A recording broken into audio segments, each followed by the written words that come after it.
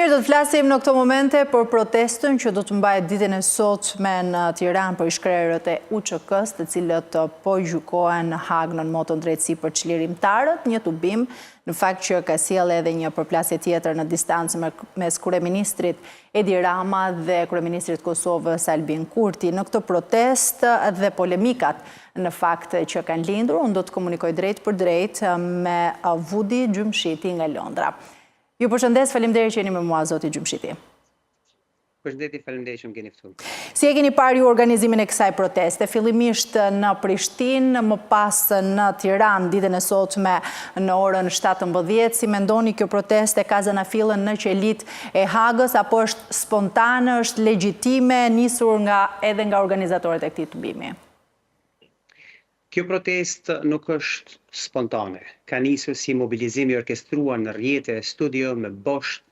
drejtësi për çlirimtarët, ku jehona kryeministit Rama u fut në të njëjtin rezonancë me rrjete që prej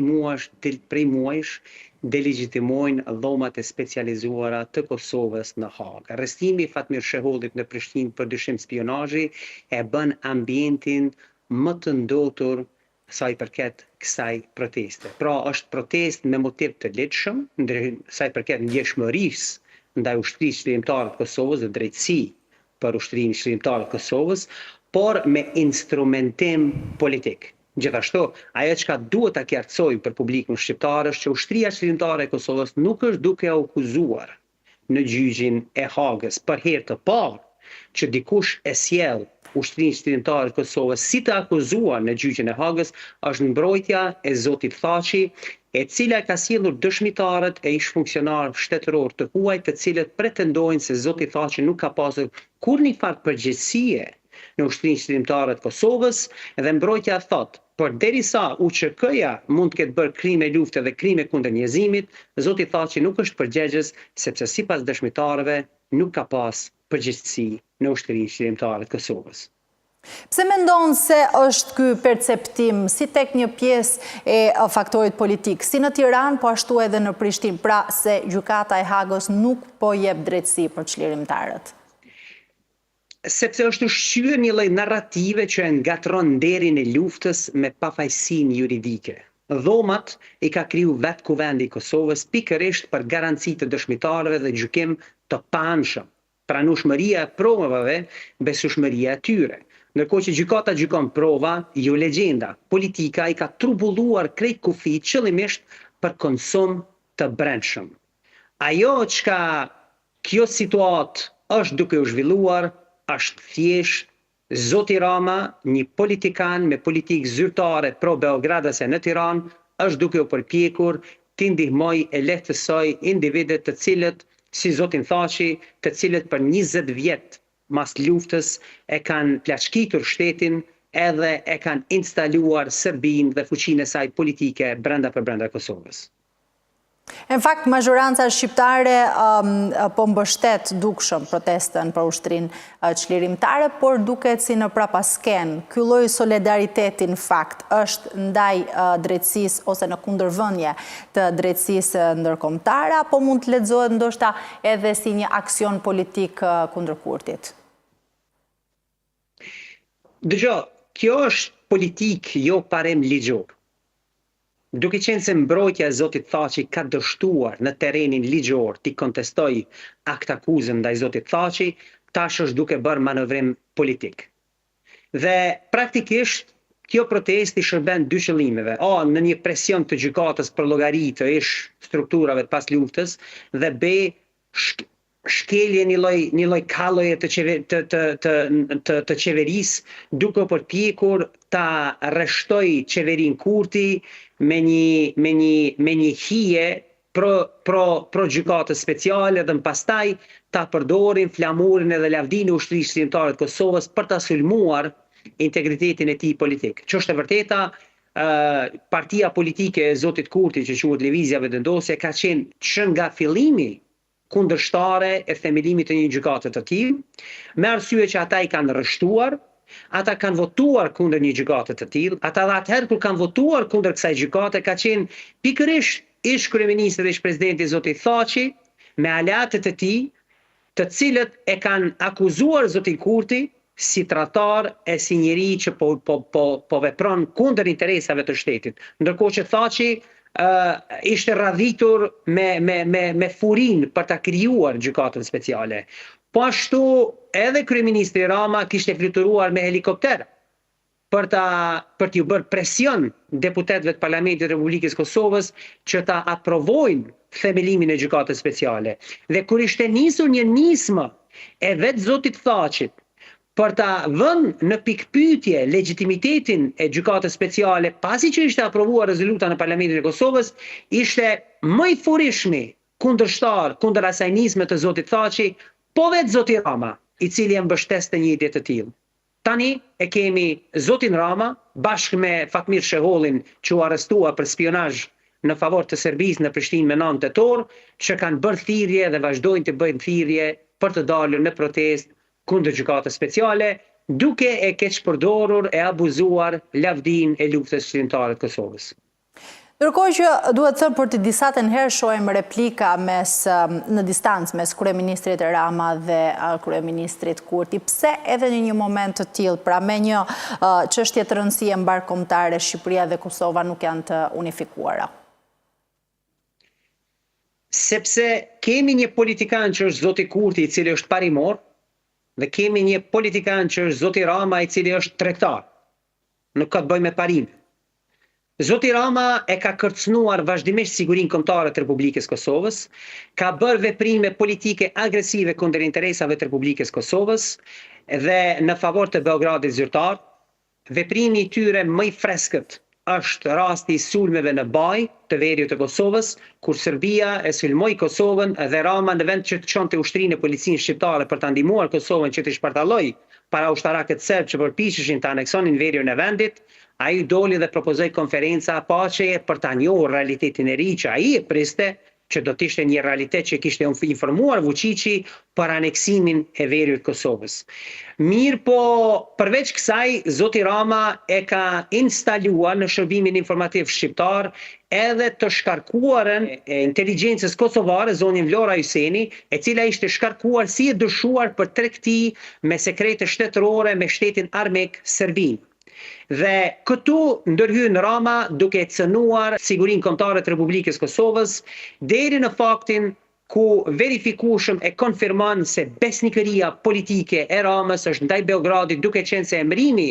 i një drejtori të ri të shërbimit informativ shqiptar dhe vizita e parë atij drejtorit, pra zonjës Hyseni, ishte në Beograd. Është krejtësisht legjitime kur Prishtina zyrtare vazhdon të rezistoj politikës agresive pro-beogradase të Tiranës zyrtare në çdo aspekt, sidomos në rastin kur Tirana zyrtare është duke u përpjekur ta përdor lavdinë e ushtrisë shërimtare të Kosovës, lavdinë e luftës shërimtare të Kosovës për t'i shpërlar të zezat dhe damkosjen e reputacionit të vetë zotit Rama, i cili është thjesht pasojë e zgjedhjeve politike të Ramës që të jetë besnik ndaj Beogradit dhe agresiv e kundërshtar ndaj interesave të Prishtinës. Ndërkohë, për te interpretimeve nga të dy anët e kufirit, si duhet parë në vetvete ky proces edhe në raport me të akuzuarit serb për krime lufte? Si gjykim, jo referendum emocionësh, standard i njëjtë për të gjithë. Krimet serbe duhen ndjekur pa asnjë kompromis. Të ndohen dy gjëra, e drejta e luftës ushtrisë shërimtare të Kosovës dhe përgjegjësia penale individuale, po ka prova, duhet me vendos trupi gjykues. Jo korridoret politike të interesave të Beogradit në Tiranë e as në Prishtinë. Tjetra, nëse zoti Rama vërtet do të ishte interesuar që lavdia e ushtrisë shërimtare të Kosovës të hidhen në piedestal, vetëm në ditën e djeshme, bashkëpartiakët e tij do ta votonin rezolutën në Parlamentin shqiptar e cila kërkonte njohjen e gjenocidit serb në Kosovë. Një kërkesë që edhe vetë presidentja Osmani e Republikës Kosovës në vitin 2022 ja kishte bërë zyrtarisht Republikës së Shqipërisë. Dhe sot e asaj dite, me sa duket, edhe derisa zoti Rama të jetë në pushtet, Shqipëria nuk do ta bëjë atë që duhet ta bëjë, pra ta njohë nëpërmjet një rezolute zyrtare gjenocidin serb në Kosovë. Si mendoni ju se faktori ndërkombëtar sheh këtë aksion, le të themi, kundër gjykatës ndërkombëtare? Sigurisht që faktori ndërkombëtar do ta sheh këtë si presion politik ndaj drejtësisë dhe si sinjal destabilizues. Një kryeministër i cili e drejton një vend anëtare të NATO-s që vën në shënjesë gjykatën që Kosova vetë votoi, kjo dëmton kredibilitetin e Prishtinës edhe jep pikë Beogradit në propagandën e tyre se Kosova nuk zgjedh ligjin mbi legjendën dhe i vën në siklet aleatët perëndimor. Mesazhi i duhur është i thjeshtë: mburoj për Kosovën, jo megafon kundër gjykatës, mburoj për Kosovën, jo megafon për Beogradin, i cili është i bashkërënduar zyrtarisht me politikat e saj zyrtare të brendshme të jashtme me Kremlinin zyrtar. Mirë po verifikueshëm deri më tash nga vëzhgimet tona editoriale, kryeministri Rama me drejtimin e tij të Republikës së Shqipërisë na e ka dëshmuar që vullneti i tij politik është pro Beogradas dhe është agresiv kundër interesave të Republikës Kosovës dhe kundër çdo përpjekje për drejtësi dhe kundër çdo përpjekje për ta mbrojtur lavdinë e luftës çlirimtare dhe ushtrinë çlirimtare të Kosovës, edhe kundër çdo përpjekje për të kërkuar llogaridhënie nga Beogradi zyrtar, duke filluar nga gjenocidi që ka bërë në vitet 99 në luftën e Kosovës, e çdo veprim tjetër orkestrues, destabilizues dhe agresiv kundër Kosovës deri në ditët e sotme, derisa ne po flasim tani. Zoti Gjymshiti, si mendon çfarë efekti mund të ketë kjo protest edhe brenda vendit? Flas këtu jemi në një periudhë pas një kaosi institucional, krize institucionale në Kosovë, por gjithashtu sapo pam një raund zgjedhjesh në rang komunash, ndërkohë që ka një tjetër raund, pra si do të jetë efekti i kësaj proteste? Çfarë ndikimi do të ketë? Nëse kryeministri Rama ka arritur suksesshëm të gënjejë gjithë popullin shqiptar të Shqipërisë se ai është një njeri kombas, është një njeri burgshtetas që e mbron Shqipërinë, atëherë sigurisht që do të ketë efekt për ta përforcuar atë gënjeshtër. Mirë po, kjo unë besoj që zoti Rama nuk beson fuqishëm që ai ka arritur të gënjejë gjithë popullin shqiptar se është një patriot i madh. Pikërisht për këtë arsye, ai e ka hapur kryeqytetin shqiptar për ta përdorur lavdinë e ushtrisë çlirimtare të Kosovës në një përpjekje të dështuar për ta larë fytyrën e tij të zezë ndaj veprimeve të tija qëllimkëqija dhe antikombëtare të vazhdueshme me politikën e tij zyrtare pro-beogradase dhe kundër luftës çlirimtare, kundër lavdisë së luftës çlirimtare të Kosovës kundër regjimit serb dhe përpjekjeve të vazhdueshme të Republikës Kosovës për ta konsoliduar, fuqizuar shtetin e Kosovës, i cili është deklaruar si shtet i pavarur në vitin 2008 dhe përpjekjet e tij të vazhdueshme për ta minuar një përpjekje që Kosova të jetë e tërë siç është, pra siç e ka shpallur pavarësinë në vitin 2008. Zoti Gjymshiti, si mendoni se do të veproj në vijim Kurti me atë, le të themi, që është edhe thembra akili të Asociacionit Komunave, me që lista serbe i mori komunat në veri të vendit? Vullneti politik dhe qëndrueshmëria e kryeministrit Kurti dhe presidentes Osmani na e ka dëshmuar në 5 vjeçarin e fundit që ata kanë qenë në mandatin e tyre të plot, se ata nuk do ta lejojnë krijimin e republikave serbe brenda Kosovës, që ndryshe është maskuar me emrin e Asociacionit Komunave me Shumicë Serbe. Një propozim, një draft propozim pa e pyetur Prishtinën zyrtare që e ka dorëzuar në Paris e në Bruksel kryeministri Rama, pikërisht për ta fuqizuar, për ta konfirmuar që Tirana zyrtare është e gatshme që t'ja hedhë këmbën e Beogradit në qafë të Kosovës. Republika e Kosovës do ta kundërshtoj me çdo kusht, çdo përpjekje të fuqizimit dhe instalimit të Beogradit zyrtar në Kosovë. Prandaj unë nuk kam asnjë dëshmi të verifikueshme që mund të besoj se kryeministri aktual i Republikës Kosovës, zoti Kurti dhe presidenti Osmani do ta pranojnë copëzimin apo krijimin e republikave serbe brenda Kosovës, siç e dëshiron Vučići në Beograd dhe siç e mbështet dhe dëshiron edhe zoti Rama në Tiranë. Si mendoni se do të jetë në vijim qasja, qoftë ajo amerikane, por edhe europiane ndaj Kosovës, si në rrugën e integrimit në Bashkimin Evropian, në NATO, pra për ta thënë shkoqur çfarë do të bëjë Amerika dhe Bashkimi Evropian me Kosovën? Por derisa është e rëndësishme të vëzhgohet dhe vlerësohet se çfarë do të bëjnë fuqitë e mëdha, sidomos ato të cilët janë të klasifikuara si aleate të Republikës Kosovës, është e rëndësishme të kuptohet dhe mbështetet ajo që përderisa ne kemi burë shtetas, leadership, të cilët e kundërshtojnë çdo proces politik i cili i kërcënon interesin tonë kombëtar, sigurinë kombëtare dhe interesin shtetëror të Republikës Kosovës, ne duhet vetëm të rreshtohemi për krah këtyre politikave në mënyrë që të qëndrojmë të palëkundur, të bashkuar për të rezistuar çdo përpjekje presioni ndërkombëtar që vjen në drejtim të Kosovës në përpjekje për t'i kënaqur apetitet agresive dhe shoveniste të Beogradit zyrtar e tani më edhe të Tiranës zyrtare që duan copëzim të Republikës Kosovës apo disfunksionalizim të shtetit të Republikës Kosovës nëpërmjet themelimit të republikave serbe në Kosovë. Çdo moment ku populli shqiptar është i bashkuar në forma të palëkundshme,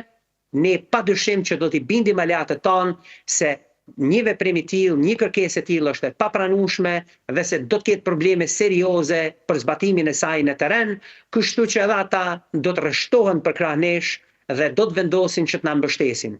Fakti që Serbia nuk ka mbështetje nga Washingtoni zyrtar është e qartësuar me 2 raste të ndara ku prezenca e presidentit Vučić është e padëshiruar në rrethet e ngushta të Washingtonit zyrtar të administratës së dytë të presidentit Trump. E para ishte në shkurt të këtij viti ku presidenti Vučić ishte përzënë nga rrethet e ngushta të takimeve të presidentit Trump në Mar-a-Lago dhe rasti i dytë është rasti i fundit ku në fund shtatorit, në saje të javës së mbledhjes së Asamblesë së Përgjithshme të Kombeve të Bashkuara, presidenti Trump u shtroi darkë për kreret shtetëror aleate të Shteteve të Bashkuara të Amerikës, ku ishte e ftuar presidenti Osmani, po presidenti Vučić ishte lënë me një sanduiç të tharë në korridorët e Këshillit të Sigurimit të OKB-s në New York dhe nuk ishte pranuar që të vinte në atë darkë. E qartë, zoti Gjumshiti, faleminderit që ishit në këtë komunikim të drejtë për drejtë. I lutem shumë, faleminderit për hapësirën.